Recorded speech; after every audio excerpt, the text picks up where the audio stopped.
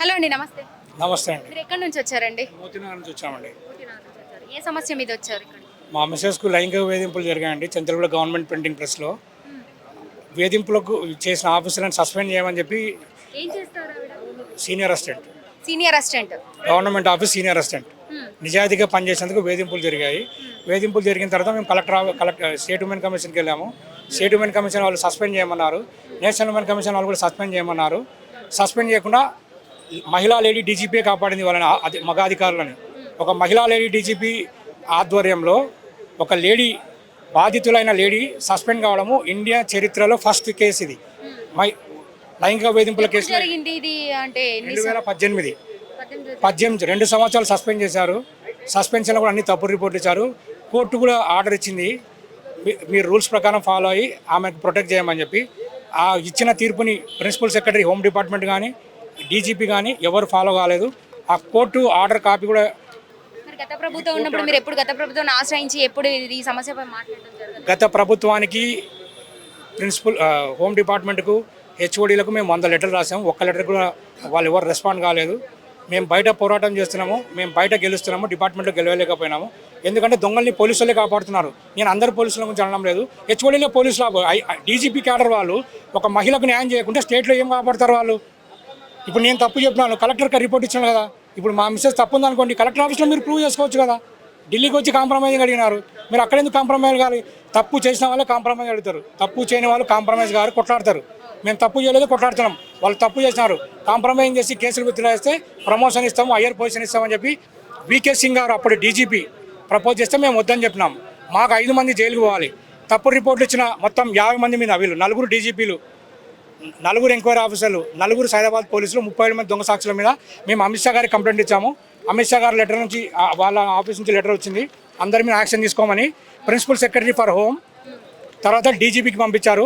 ఏం రెస్పాన్స్ లేదు. ఎందుకంటే పోలీసులు శిక్షించుకోరు కదా, వాళ్ళని వాళ్ళు కాపాడుకుంటారు కాబట్టి తీసుకోలేదు. ఈ 2 అడ్రస్ కూడా డీజీపీ కూడా ఇచ్చారు. మేము సైదాబాద్ పోలీస్ స్టేషన్కి 15 సార్లు వెళ్ళాం. సైదాబాద్ పోలీస్ స్టేషన్లో కలెక్టర్ని అవమానించినారు. కలెక్టర్ డీజీపీ కంటే చిన్నోడంట, వాళ్ళు తీసుకోరంట రిపోర్ట్ని.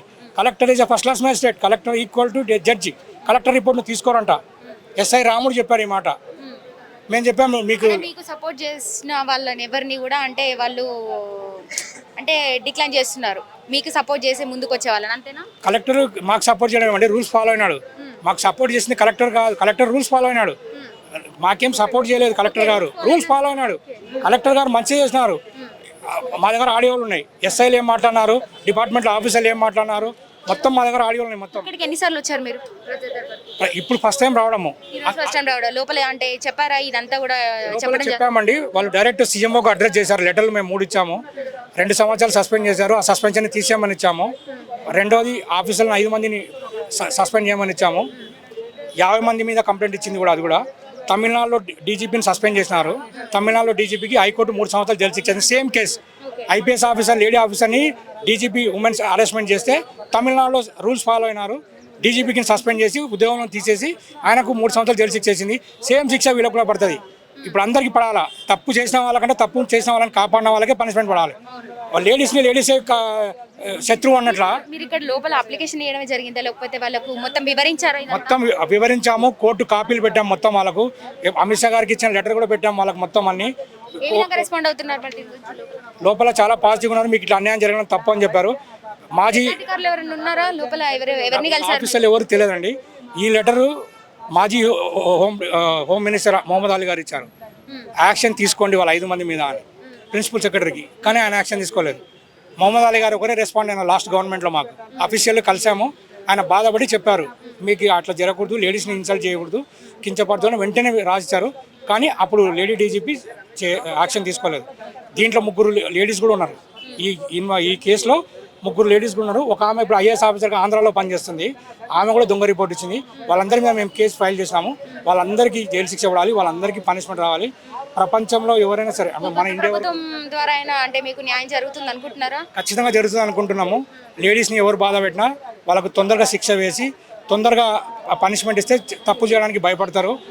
అధికారులు హైకోర్టుని కించపరిచినారు. న్యాయ వ్యవస్థ గుడ్డిది, కళ్ళు లేవు. జడ్జిలు మేమేం చెప్తే అది ఇస్తామని చెప్పి డీజీపీ అండదండలతో వాళ్ళు చెలరేగి మాట్లాడారు. ఇవన్నీ ఎంక్వైరీలో మాట్లాడినారు. ఎంక్వైరీ ఆఫీసర్లు ఎవ్వరు కూడా రికార్డ్ చేయలేదు మాటలు. ఎంక్వైరీ ఆఫీసర్లు రికార్డ్ చేయడానికి ఒక ఎంక్వైరీ ఆఫీసర్ని కోర్టు తీసేసింది ఎంక్వైరీ నుంచి. ఏ ఎంక్వైరీ ఆఫీసర్లు కానీ హెచ్ఓడీలు కానీ కోర్టు అంటే గౌరవం లేదు వాళ్ళకు. గౌరవం ఉంటే ఫాలో అవుతారు. వాళ్ళు చట్టానికి ప్రతినిధులు ఐపీఎస్ ఆఫీసర్లు, కానీ చట్టాన్ని వాళ్ళు చాలా ఘోరంగా చేసుకొని వాళ్ళు ఇది చేసుకున్నారు. వాళ్ళు నిందితుల్ని కాపాడినారు. ఎవరు వచ్చారు మీతో పాటు? మా అత్త బాధితురాలు వాళ్ళమ్మ. ఏమైనా మాట్లాడతారా అండి? నాకు ఒకరికి న్యాయం చేయాలమ్మా. నేను ఎక్కువ చదువుకోలేదు, నాకు చదువు రాదు, దానికి నేను ఎక్కువ మాట్లాడలేను. క్యాన్సర్ పేషెంట్ని, నాకు క్యాన్సర్ ఉంది పేషెంట్ని. దానికోసం నా కూతురికి న్యాయం చేయాలి. వీళ్ళందరినీ శిక్షించి ఏం చేస్తారో మరి వాళ్ళకే తెలియాలి. Thank you. చెప్పండి సార్, ఏదో చెప్తున్నారు. వీళ్ళ చిన్న తమ్ముడు భార్య, ఆమె ward member, TRS ward member.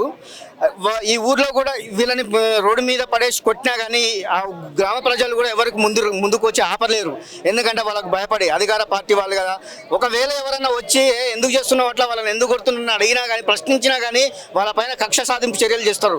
అందుకోసం గ్రామ ప్రజలు కూడా ఎవరు వీళ్ళకై మాట్లాడే స్తోమతలు ఎంత అంటే ఇంత నిరంకుశ పాలన ఎప్పుడో విన్నాం మనం, కానీ అది ప్రత్యక్షంగా చూడొచ్చు వీళ్ళ గ్రామంలో. ఇదేందని ప్రశ్నించినందుకు వీళ్ళ మీద దాడి చేస్తారు. రెండు ఇప్పుడు వెనక ఏదో ముందు పోతే నువ్వు వెనక పోతే గొయ్యి అనే టైప్ అయిపోయింది వీళ్ళది. వీళ్ళ వృత్తి ఏంది? వ్యవసాయ కూలీలు వీళ్ళు. వీళ్ళ భార్య కానీ ఈయనకు కూడా అప్పుడప్పుడు ఈయనకు చేత కాదు, వీళ్ళ పెద్ద బిడ్డకు చేత కాదు. ఆమె కళ్ళు లేవు, ఆమె ఏ పనికి పోదు, వచ్చిన పెన్షన్తోనే ఏదో బతుకుతున్నారు వాళ్ళు. ఇటువంటి అక్రమాలు చాలా జరిగినాయి మా ఊర్లో. మీరు కొత్త ప్రభుత్వం వచ్చినప్పుడు, అంటే పాత ప్రభుత్వం ఉన్నప్పుడు ఎప్పుడు పట్టించుకోలేదు. కొత్త ప్రభుత్వం వచ్చిన తర్వాత మీకు న్యాయం జరుగుతున్న నమ్మకం వచ్చిందా? మీ ఇక్కడ ప్రజా దర్బార్ని ఎన్నిసార్లు ఆశ్రయించారు? ఇది ఫస్ట్ టైం అండి మేము రావడం, ప్రజా దర్బార్కి రావడం ఫస్ట్ టైము. కాకపోతే రేవంత్ రెడ్డి గారు, మన గౌరవ ముఖ్యమంత్రి గారు రేవంత్ రెడ్డి గారు, ఆయన స్పీచ్ని పేదవాళ్లకు న్యాయం జరుగుతుంది అనే నమ్మకంతో ఇక్కడి వరకు వచ్చినాం మేము. అది జరగాలని కోరుకుంటున్నాము. ఎందుకంటే తెలుసు, ప్రతి ఒక్క వ్యక్తికి తెలుసు, ప్రతి ఊరు ఇటువంటి అక్రమంగా భూములు రిజిస్ట్రేషన్ చేయించుకున్నాడు, కబ్జాలు చేసుకున్నాడు దౌర్జన్యంగా. గత ప్రభుత్వం మీద నాకేం కోపం లేదండి, కానీ వాళ్ళు చేసిన పనులతోనే, వాళ్ళు చేసిన ఇటువంటి పనులతోనే ప్రతి ఒక్క వ్యక్తికి వాళ్ళ గవర్నమెంట్ మీద ఇలాంటి చెడు భావం వచ్చేసింది. ధరణిలో ట్రాన్స్ఫర్ చేయించుకున్నారు. ఇదేంది అని అడిగితే, సర్పంచ్ని పోయి అడిగితే, అవును నేనే చేయించిన, ఏం చేస్తావు? గ్రామ పంచాయతీ దగ్గరికి పోయి సర్పంచ్ని అడిగినాం, రవీందర్ రెడ్డి ఆయన పేరు అని అడిగితే, నేనే చేయించిన, ఏం చేస్తావు? నా మీద కేసు పెట్టుకుంటావా? పెట్టుకోపో అని దౌర్జన్యంగా మాట్లాడిండు. ఈ విషయమై వీళ్ళని అడిగితే, వీళ్ళని ముగ్గురిని, ఆ కళ్ళు లేని వాళ్ళ బిడ్డని, ఈయనని, నేను లేను, నేను హైదరాబాద్లో ఉంటా, కానీ ఇది మాత్రం చాలా అన్యాయం అండి. పేదవాళ్ళకు న్యాయం చేయాలి. గౌరవ ముఖ్యమంత్రి గారు రేవంత్ రెడ్డి గారు ఇటువంటి వాళ్ళకి చూసి వీళ్ళకి న్యాయం జరిగేటట్టు చేయాలని కోరుకుంటున్నానండి.